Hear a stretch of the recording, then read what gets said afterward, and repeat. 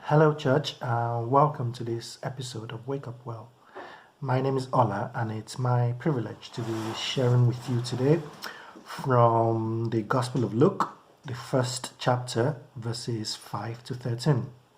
And I'll be reading from the New International Version. Verse 5. In the time of Herod, king of Judea, there was a priest named Zechariah who belonged to the priestly division of Abijah. His wife Elizabeth also was a descendant of Aaron. Both of them were righteous in the sight of God, observing all the Lord's commands and decrees blamelessly. But they were childless, because Elizabeth was not able to conceive, and they were both very old. Once, when Zechariah's division was on duty and he was serving as priest before God, he was chosen by Lot, according to the custom of the priesthood, to go into the temple of the Lord and burn incense. And when the time for the burning of incense came, all the assembled worshippers were praying outside. Then an angel of the Lord appeared to him, standing at the right side of the altar of incense. When Zechariah saw him, he was startled and was gripped with fear. But the angel said to him, "Do not be afraid. Your prayer has been heard. Your wife, Elizabeth, will bear you a son, and you are to call him John." What a great story. It's a story of essentially God breaking through into the lives of Zechariah and his wife Elizabeth and answering their prayer. And this is essentially the message I believe I have about this story today. It's that our God is a God of breakthrough. And that essentially we as a church are particularly living through a season of breakthrough. But I'd like to start by saying this. The name Zechariah means he who remembers God. So my encouragement to me, first of all, my encouragement to us is as we go about our daily activities today and in the days to come, we resolve in our minds to be a people who remembers God in everything we do. Let's remember him in our thoughts, in our speech, and in our actions. Because remembering God is essentially holding out an invitation for God to break through into your circumstance. And so let's remember God as an invitation to God for him to break through in our circumstance.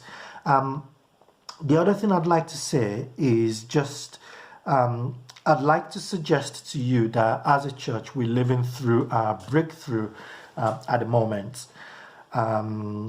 There are stories that I'm hearing from friends of God just doing miraculous things. You know, there are people that are being set free from death. There are people that are just miraculously being provided for in ways they didn't expect.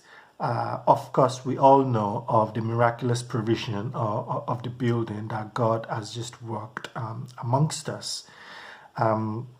So this has just led me to the conclusion that we are in a season of breakthrough. And I want to encourage you, I want to encourage me for us to ask for breakthrough. Maybe there are things we've been praying for a while.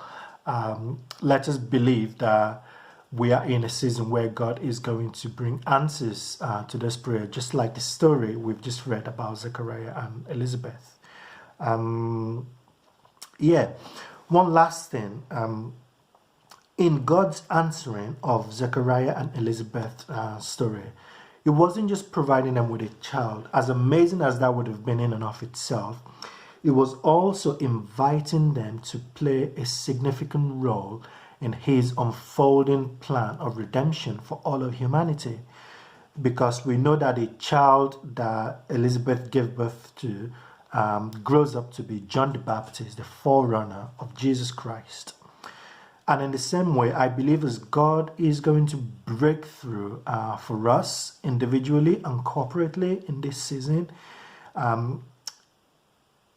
that breakthrough is going to serve as an invitation from God to us to participate in His unfolding plan for the world that we live in, for our country, but also for countries around us.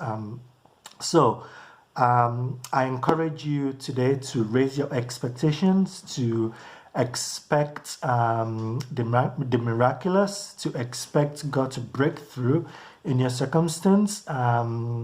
Whatever it is you're praying for, maybe it's a miracle, maybe it's healing, it's financial provision, maybe it's something else, maybe it's direction.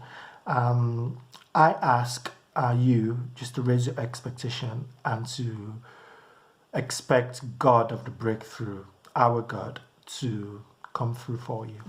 Amen. Be blessed. Have a good day and see you soon.